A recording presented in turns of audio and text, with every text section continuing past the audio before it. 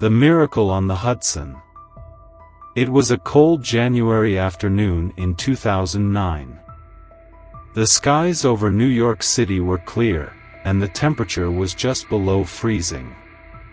People were going about their daily routines, unaware that history was about to be made in the most unexpected way.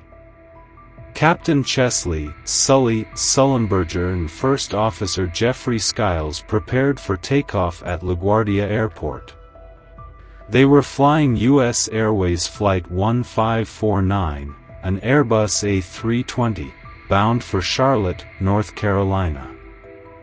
There were 150 passengers on board, along with 5 crew members. Most of the passengers were business travelers, excited vacationers, or people heading home. At exactly 3:25 p.m., the plane taxied down the runway. Within minutes, it soared into the sky, climbing steadily. Everything was normal. The flight attendants began their routine checks, and passengers relaxed in their seats. The bird strike. But just 3 minutes after takeoff, disaster struck. As the aircraft reached 2,800 feet, a large flock of Canadian geese appeared in front of the plane. Before anyone could react, the birds collided with the jet, causing both engines to fail. Suddenly, the powerful hum of the engines turned into an eerie silence. Inside the cockpit, Captain Sully and First Officer Skiles remained calm, but they knew the situation was dire. Losing both engines at such a low altitude was extremely rare and almost always fatal. The decision. Mayday, Mayday, Mayday. This is Cactus 1549. We've lost thrust in both engines. We're turning back towards LaGuardia, Sully radioed to air traffic control. The air traffic controller quickly responded, giving clearance to return. But as Sully tried to turn the aircraft, he realized something terrifying: the plane was losing altitude too fast. LaGuardia was too far. "Can you make it to Teterboro Airport in New Jersey?" the controller suggested. Sully and Skiles did a quick calculation. "Impossible. We can't do it," Sully responded. "We're gonna be in the Hudson." For a moment, there was silence. A passenger on the plane later described it as the longest 10 seconds of his life. The water landing. Sully knew there was only one option left: a water landing on the Hudson River. This was something no pilot had ever attempted with a commercial airliner. Water landings usually ended in disaster.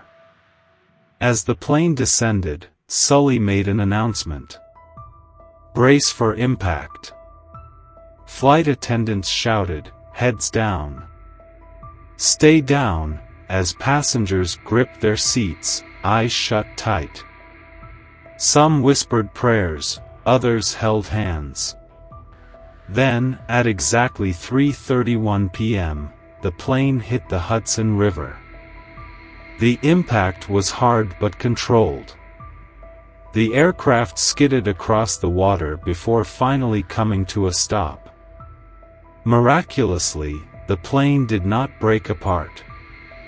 Inside the cabin, there was a moment of complete shock. But then, people realized something incredible: they were alive. The rescue. Water started seeping into the aircraft, but the crew quickly guided passengers to the exits. They climbed onto the wings of the plane, waiting in freezing temperatures.